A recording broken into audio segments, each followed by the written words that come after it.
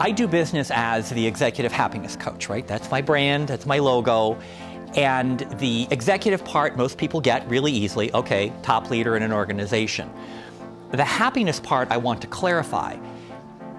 Happiness is simply my code word for paying attention to the emotional space. What does happiness mean, right? We say it all the time. We throw it around. We have the little cliche conversation we have in the United States. We are guaranteed the right to pursue happiness, right? But no guarantee that you'll find it, just you have the right to pursue it. So how do you know what it is when you get there? I believe that happiness is something you choose. It is not something that simply falls from the sky like raindrops. You can be deliberate about it. It doesn't have to be random. Still, you need to know when you see it.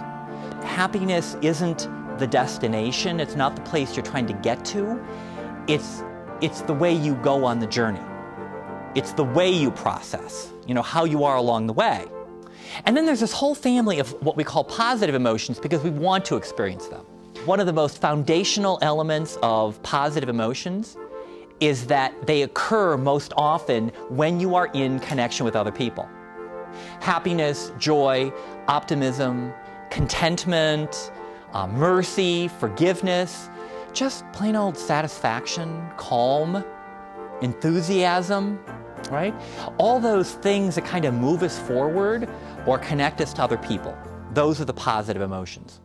People who are happier or more often in positive emotional states, aka engaged employees, you've probably heard that term, are more creative and solve problems better, make faster and better decisions generally because they are able to explore a little bit more. They have that permission. They have better physical health, and since for most of you, after employee salaries, employee benefits are probably your second largest cost. And in the end, if you're healthier because you live in a more positive emotional place, the healthcare premiums for the organization are lower. And that's a real tangible outcome.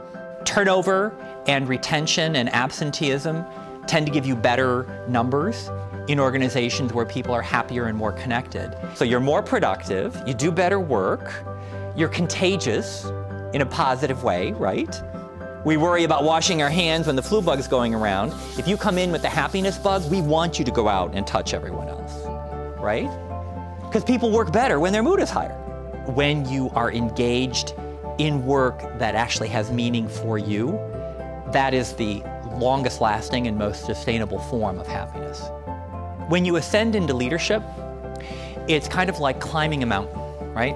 It's a lot of hard work and, you get up and you feel like you've achieved something and you turn around and you look down and you go, wow, I control all of this, right? It's a powerful thing to be high on the mountain, right? The trade-off is that when you are higher up on the mountain, you are more visible. People are watching you. The people in your organization watch everything you do. When you have toxicity at a leadership level, it kind of rolls down to everybody else in the organization. And the same is true if you carry yourself in a positive way. That also rolls down and affects the rest of the company. So what do you do to feed joy to your soul? You have to pay attention to the stuff that gets under your skin, that just kind of drains your energy, and then ask, what could we do about that?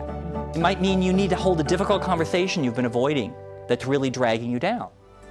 Our three systems, our intellectual, our emotional, our physical systems, are always wanting to be in alignment. And so the way things work is, something happens, you have a thought about it, you tell yourself a story, that story creates an emotional response, and then your body reacts according to the emotion. So if you see something and you tell yourself a story, oh, that's a danger to me, you feel fear, and then what happens in fear? Your body gets smaller. You try and hide, or you might go into, because it's fight or flight, right? Or you might go into this kind of a mode. So what happens is your breathing changes, your pulse changes, you start to perspire, right? Those are all physical changes, mind-body connection. If you want to experience more happiness, joy, contentment, satisfaction, optimism, or gratitude, what you want to do is figure out, well, what's a body that goes with that, and what's something I could do every day to actually practice that emotion. If you act happier every day in some way, what'll happen is one day you're going to notice that you actually feel it, or that you find it easier to get to it. The 5 practices, once again: practice gratitude to increase your awareness of good things happening around you every day. Perform acts of kindness to create that connection with other people and the double feeling of positivity. Fill your tank and make sure it doesn't have any holes in it. And then finally, remember that if all else fails, you can shift your mood and the mood of people around you simply by standing tall, breathing deeply, and smiling often, and noticing how the world changes around you.